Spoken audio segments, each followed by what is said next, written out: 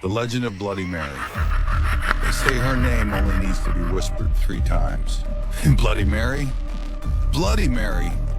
Bloody Mary. If you stare into a mirror in a dark room and call her, she comes. Some say she gouges out your eyes. Others say she grabs you and leaves you right to collapse, cold and lifeless on the floor. It's nothing more than a childish dare told at sleepovers. But the truth is far older and far darker than anyone dares to believe. It was a stormy Friday night in the quiet town of Rockford, Illinois. 4 teenagers, Emily, Jake, Sarah, and Chris, had gathered for a sleepover at Sarah's grandmother's old Victorian house. The storm outside rattled the windows and groaned through the walls, while flickering candles cast long shadows across the living room. The power had gone out hours earlier, making the night feel even more eerie. Sarah, always the boldest of the group, smirked as she leaned in close to the others. "Let's do something fun."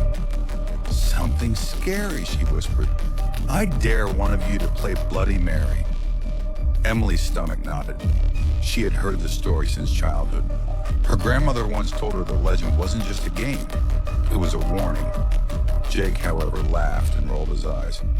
"That's just a dumb story. It's fake. I'll prove it right now." He grabbed a candle, the flame trembling as if it already knew what was coming, and headed to the upstairs bathroom. The others followed, nervous but curious. The door creaked as Jake closed it behind him. The room fell into silence, broken only by the storm raging outside. Jake stood before the mirror, the glass fog slightly from the damp air. His reflection wavered in the candlelight. With a grin, he whispered, "Bloody Mary, Bloody Mary, Bloody Mary." At first, nothing happened. Jake smirked at his reflection, ready to burst out laughing.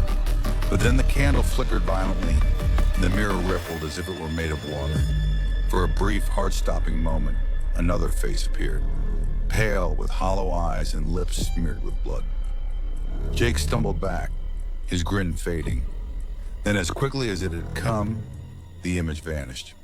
The candle steadied, and the mirror looked ordinary once more. Jake laughed nervously, trying to shake it off, and opened the door. But Emily's eyes widened in horror. Across Jake's cheek, 3 fresh, bleeding scratches had appeared. The group was shaken, but Chris wasn't convinced. He pulled out his phone. "Let's film it," he said. "If something happens, we'll have proof." Sarah, never one to back down, grabbed the candle and volunteered. She stepped inside, phone recording in her trembling hand. Her voice wavered as she said the words, "Bloody Mary, Bloody Mary, Bloody Mary." The footage later revealed something Sarah couldn't see. Her reflection didn't move with her. It stood perfectly still, smiling, its head tilted slightly to one side. Sarah felt the temperature drop sharply. Her breath fogged in the cold air. The mirror groaned, then cracked straight down the middle. Her candle sputtered and died, plunging her into darkness. She screamed. The others rushed in, dragging her out, the phone clattering to the floor. When they replayed the recording, they heard something none of them had heard in the room. A faint whisper, low and rasping. "You called me? Now you belong to me." Terrified, Emily finally confessed what her grandmother had told her years ago. Bloody Mary wasn't just a game, she was real. In the 1600s, there was a woman named Mary Worth. She had lived on the outskirts of town and was accused of witchcraft. They said she lured young girls into the woods and drained their blood to keep herself young. When the townspeople finally caught her, they burned her alive. But before she died, she cursed them all. "You will see me in the glass. You will never be rid of me. Call my name and I will answer." Historians whispered that her spirit had been bound to mirrors ever since, using them as windows between her world and ours.